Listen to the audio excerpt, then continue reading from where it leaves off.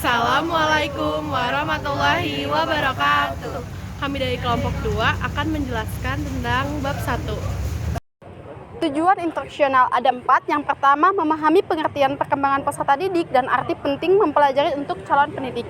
Yang kedua, memahami tentang karakteristik perkembangan, tentang kehidupan manusia dan berbagai ranah perkembangan setiap individu. Yang ketiga, ada memahami perbedaan istilah pertumbuhan dan perkembangan yang selalu mengikuti kajian perkembangan peserta didik. Dan yang terakhir ada menjadikan dasar pemahaman untuk memahami perbedaan secara individual dan setiap tahapan perkembangan individu. Selanjutnya ada ranah kajian perkembangan peserta didik. Perkembangan manusia merupakan proses yang kompleks, dapat dibagi menjadi 4 ranah, yaitu perkembangan fisik, intelektual yang termasuk kognitif dan bahasa, serta emosi dan sosial. Keterampilan kognitif atau cognitive skill misalnya bisa tergantung pada pengalaman sosial dan kesehatan fisik serta emosi. Dan pengertian kognitif yaitu reaksi emosional, akibatnya tiap-tiap ranah merelaksasikan ranah perkembangan yang lain. B. Perkembangan individu. Perkembangan individu merupakan pola gerakan atau perubahan yang secara dinamis dimulai dari pembuahan atau konsepsi dan terus berlanjut sepanjang siklus kehidupan manusia yang terjadi akibat dari kematangan dan pengalaman. Kemudian, perubahan-perubahan perkembangan ini dipengaruhi oleh penampilan dan perilaku individu, stereotip budaya, nilai-nilai budaya, perubahan-perubahan peran dan pengalaman pribadi. Salah satu tujuan dari perubahan ini adalah agar individu mampu menyesuaikan diri dengan lingkungan, sehingga baik secara fisik maupun psikis sesuai dengan harapan-harapan sosial. Secara lebih rinci, perbedaan antara pertumbuhan dan perkembangan adalah pertumbuhan, growth, cenderung lebih bersifat kuantitatif dan berkaitan dengan aspek fisik.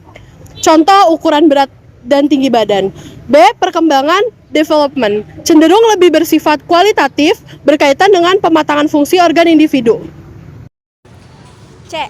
Pengertian PPD dan manfaat mempelajarinya untuk calon pendidik. Beberapa peran guru yaitu sebagai inspirator dan motivator, seseorang yang memiliki sikap empati, pengelola proses belajar, pemegang penguat perilaku yang bijaksana. Hal ini sangatlah penting karena transfer of learning dalam proses belajar mengajar dapat tersampaikan dan dapat diterima oleh peserta didik dengan baik.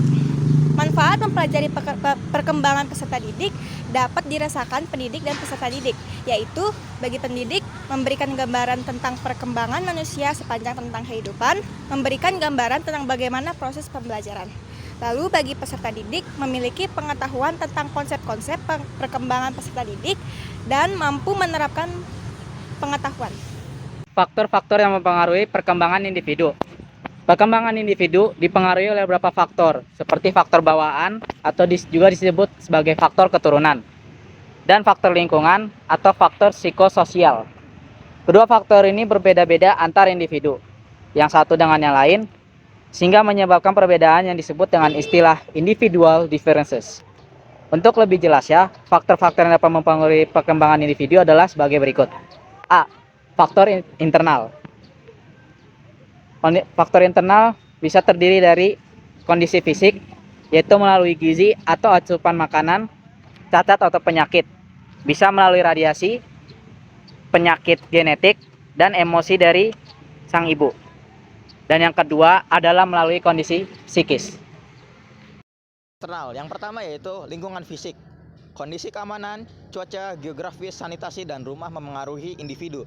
Contohnya, daerah tidak aman dapat menciptakan tekanan perilaku kekerasan. Kondisi cuaca buruk dan sanitasi yang kurang mempengaruhi kesehatan fisik dan psikis. Yang kedua yaitu teori stres lingkungan.